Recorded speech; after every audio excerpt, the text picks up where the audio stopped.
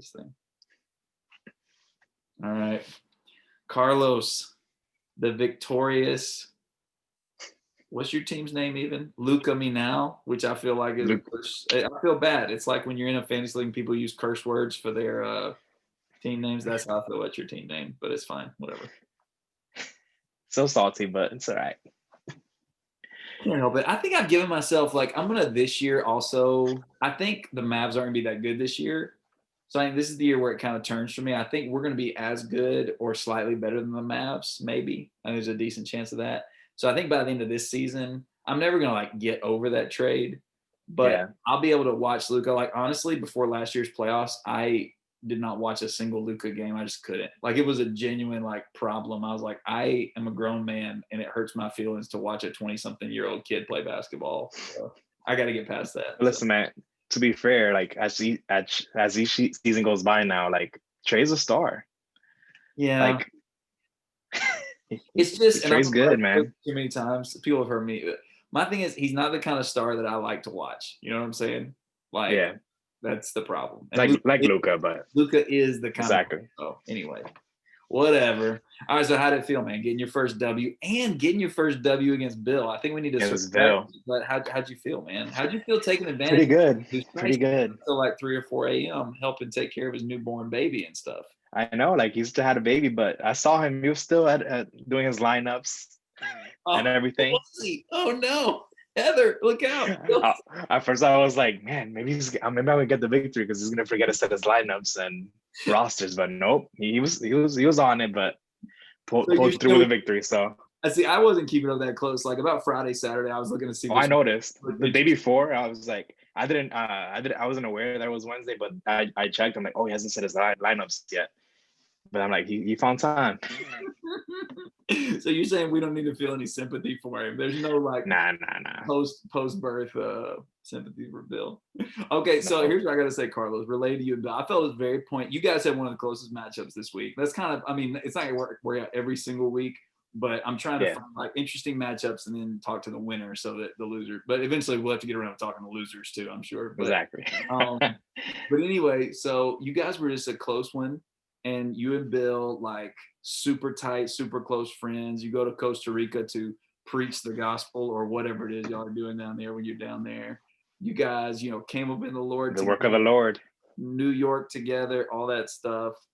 So that was fitting. Here's the other thing, though. And I want to talk about this in past years, and I think this may segue into maybe this year a little bit too. I got to say, man, every year somebody reaches out to me and they're like, hey, man, are you putting any protections in place for any bogus predatory trades to not happen with Bill and Carlos? So I feel like that happened a couple times. I don't even know how many times it actually happened. So talk to me about that. What do you think everybody needs to know about your trade history with Bill, which I felt like, by the way, you beating him this week, a little tiny revenge on some of those trades that he got you on. So talk to me. To be fair, is merited. My first 2 years in fantasy, I knew nothing about fantasy, nothing at all. Never done it before. So my first year, when you invited me to the league, I was like, I didn't know what I was doing. I remember first week, my first year I had a squad, but I remember the first few weeks I wasn't even setting my roster, and then Bill fleeced me back. He fleeced me back-to-back years, and so that's what I was thinking. You only have really traded with him those 2 times. Oh yeah, after that. No more, unless it's a fair deal. I know what I'm doing now, so I won't be taking.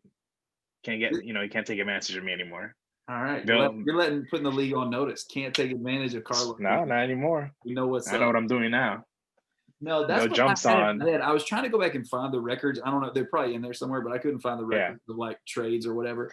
Yeah, I was trying to remember what I traded, but I remember I gave up 2 stars for a mediocre player and then another star, but I just remember it was bad. So what was it? Was it your beloved Knicks, which, by the way, I don't know, you may want to say some stuff about your beloved Knicks here. The floor is yours if you want to talk some trash, which is going to be short-lived, surely. I can't imagine Julius Randle being Point Randle here for this long, but go ahead. I don't know. I know. I'm just happy. I remember when I was in Atlanta, I guess a few months ago with Bill, I was like, Bill, the reason why I cheer for LeBron is because the Knicks are so embarrassing. It hurts to be a Knicks fan. I need to have a second team to be able to root for, to feel better about myself being a Knicks fan. But honestly, like we're 5-5 right now, and we're respectable. We're a respectable Yeah, team. Like Tibbs is doing a great job. The guys are playing great. Randall looks like an all-star again. he does. That was He another really does. regret for one of my drafts. I remember I had the chance to draft Obi or Randall, and now I'm like so disappointed, man. Yeah, that's that But shiny card thing that's so tempting, but you should go with Obi. But I hear you, like, because Obi yeah, wasn't a bad pick, and Randall, like, we haven't known what we were going to get from him year to year, and you never know from exactly. the coach if like Tibbs was going to trust him like that and all that. So that wasn't a bad pick, but I know what you mean. Yeah, he's over here averaging almost a triple double with 25 points. Yeah, no, he killed the Hawks. He killed the Hawks. So But nevertheless, they've been fun to watch. So, and if we sneak into the playoffs, I'm happy. But if we play like this the rest of the year, I'm good with it. I think I'm becoming more and more a believer of that for real. It's like if you're not going to win a championship, at least be fun. You know, Yeah, even if you're the 7 seed, honestly, even if you're going to be the 9 seed, I don't know. Eventually, you're like, I want to get in the playoffs. But if you're and not that's going what we to need do as a it, franchise. you need to be We fun. need to be respectable again. It's not. No one's ever going to come here Yeah. for the Knicks, at least. What really stinks for the Knicks is that nobody can go watch the games. Like that's what you're like, I man. know It's the, actually the kind of Garden, good. Like, and nobody can watch it. So and I anyway, work a block away, half a block away. is that right? I didn't realize you were that close. Yeah, it's right there, right across We, the we, street. we went by there the other day with Judah for her birthday. So, all right. So speaking Mhm. of Knicks transactions, the only way the Knicks are getting by is trades. What do you? So I don't know. Am I crazy? It feels like it has been like silent on the trade front, and I'm not sure if it's because we have bigger rosters. I know I've been trying to like look like I just because I'm 1 and 2, my brain automatically goes to make a trade to upgrade the team somehow. Yeah, But then I'm like, I don't even know. So you no, give you're right. your experiences in the negative and your bad reputation with trades. What do you think about the trade situation in the league right now? I think it's kind of sad. I think we need to spice it up a bit.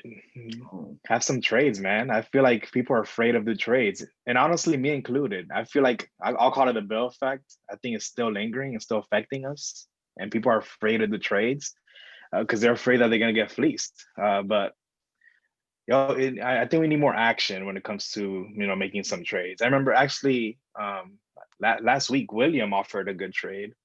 He tried to let me see if I could look it up. I think it expired by now because I didn't take it. Um, but he I think he did Bam for what player was it? I'll look up in a second. I forgot. But it was a fair trade. Equal points, projected star. Oh, there you go. He offered me Jeremy Grant for Bam. Because I think he needed a center position, and it would have it would have matched up in points. Jeremy Grant's having a great season. But no, I held off. I was like, this is actually one of the most fair trades I've seen or offers I've seen.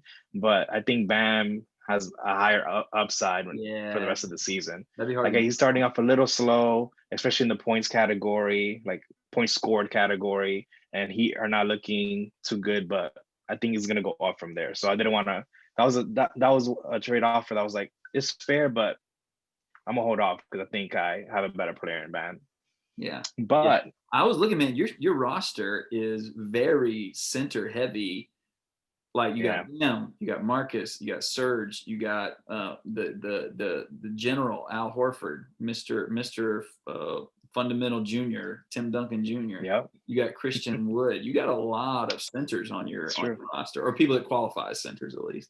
Yeah, but you could get away with it with the setup that we have since you have two Absolutely. utility spots. So, Yeah, no, that's great. Well, and but that makes you a good trade. I've actually wondered if we need to go back to like point guard, shooting guard, small forward, power forward, yeah, because that makes the roster construction a little bit more challenging and it makes mhm. trades a little more likely because if I'm sitting there and I don't have a power forward, then that spot's just blank.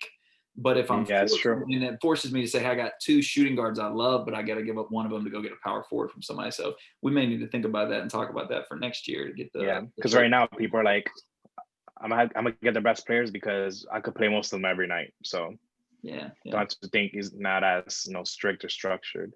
Okay. But 2 days ago, I tried to hit up Matt Lagrone. And I'm like, Matt, was your asking price for Unicorn? Oh, Unicorn. That was my. I think I almost traded him away to Bill my You second talking year. about Zinger? Huh? You talking about Porzingis? Berzingas, yeah, yeah. Yeah, okay. But I'm like, what's your asking price? And we talked a little bit, but Matt didn't realize that he was coming back today if it Oh, wasn't for COVID. oh man. Uh, but we might discuss this. I'm playing him this week, so we might come back to that Okay. trade and see if we can work something out. So main thing I'm hearing Combine is my boys, Luca. Carlos is open for business. So Oh tell yeah. me, I mean, like, I don't know. I'm guessing like so pivoting off trades and all that stuff. Who's like your guy that you're like, I love having this guy on my team and like a maybe like surprise fun. You know what I'm saying? Like some people Hmm. you draft, you're like, okay, this was a good like so an example for me, Malcolm Brogdon. Great pick. I don't Hmm. remember what pick he was, but he's just tearing it up. Tearing it up. But he's not Yeah, he is. fun. He's just really good, and I'm happy I Yeah. have him. But I'm not Mhm. like, oh, I love Malcolm Brogdon or whatever. So, who's a player for you that you didn't expect that you're gonna be like, man, I'm glad I got this dude. This is a fun dude to Yeah. have. Who's somebody that's fun to I have? guess I have two examples of that. Christian Wood. That's what I Like was. I picked him as my third pick, and he was projected to have a big year, coming off a big season last year, coming You to and I talked about it Houston. too whenever we were down in K Town just a few days before the Yeah, draft. and I was like, this is a good gamble, and he's killing it. So obviously he's not fun to watch in person as much, but he's good, and he's producing for me, so he's been great. When it comes to like the waiver wire, Harrison Barnes has been killing it Yeah, for someone that I got for like $1. that's pretty good. He's been averaging 31 points. You had 20, the least he's given me in the last like 6 games has been 25 points, but That's he pretty was good. a good addition. I guess something I realized, I think we've talked about this too when it comes to like trying to win in fantasy. Obviously, you need one or two stars, but what's gonna make or break you is gonna be the waiver wire and your bottom tier, picks. I feel like that's where I failed this year. I Really. could have done a better job. I remember I dropped my last 3 picks already, anyways, and have swapped them out. Um, but yeah, Same here. but I I think think that's what, we're all taking gambles and rolling the dice with people, so that's yeah, fun. So, all right, which man. is which will makes it fun. That's right. That's right. So, all right. Well, I'm really glad you got a win last week, especially since honestly, you've not exactly come just bursting out of the gate. I think you're the I 11th know, man. team in terms of points scored, if I'm not mistaken. I'm double checking this to make sure. Yeah, Although, like, I'm like third in points scored, and I'm seventh or eighth in the rankings. So, I mean, what do we even know? But here's what I'm thinking. Even though you're 11th in points total points scored so far, this is the beginning of something good. You got the Sanchez monkey off your back. Matthias that's came in with true. an assist for you, and now you're ready to And roll. I lost. And to be fair, I lost my first 2 weeks by less than 100 points, like 80 and like 70 something. So So things are looking up, man. And look, once you get Obi back, look out. Carlos is coming for yeah, everybody. So Carlos is it's open for true. business. Let's go Knicks, I Hit guess. me up. And let's get this trade market going. All right, man. And last thing, let's hope COVID is starting to affect us. I forgot to mention that, but I was getting worried about like last week because Bam sat out because that Heat game got canceled today. Matt's killing me already because Luca and their game got postponed. Then I have like one player playing today compared to a full roster. So No, that's a good point. that You're gonna be taking some L's just because. yeah, It's like the real thing. that's it. So And we're gonna figure be out. focusing in I on think that waiver multiple, wire is gonna. Yeah, no doubt. All right, man. That was fun. Good luck. I've been. We'll see what happens as the season progresses.